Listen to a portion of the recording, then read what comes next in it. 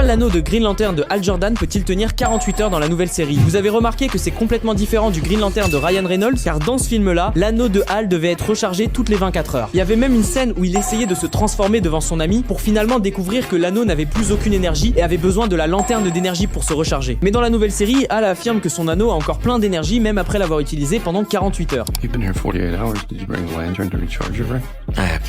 Alors est-ce une erreur de scénario ou y a-t-il une autre explication? En fait, c'est pas un trou dans l'intrigue. La série suit les règles plus récentes des comics. Après certains événements, les anneaux de Green Lantern n'ont plus cette limite stricte de 24 heures. Leur énergie fonctionne plus comme la batterie d'un téléphone, ça dépend de la quantité de puissance que l'utilisateur consomme. Créer d'immenses constructions, voler pendant de longues périodes ou utiliser des boucliers en permanence, tout ça va vider l'anneau plus rapidement. C'est pour ça que Hal évite d'utiliser sa combinaison complète ou de voler sauf en cas de nécessité. Même quand il voyage avec John, il choisit de conduire plutôt que de gaspiller de l'énergie. Il utilise la puissance de l'anneau seulement quand il y a une vraie menace. Il y a aussi une différence entre l'anneau de Hal et celui de Guy Gardner. L'anneau de Hal a un bord métallique bien visible alors que celui de Guy n'a aucun design métallique. Fait intéressant, Hal est découvert mort dans le scénario de 2026 alors que Guy était déjà apparu dans Peacemaker en 2022. Donc la vraie question, c'est pourquoi il y a deux Green Lantern sur Terre en même temps?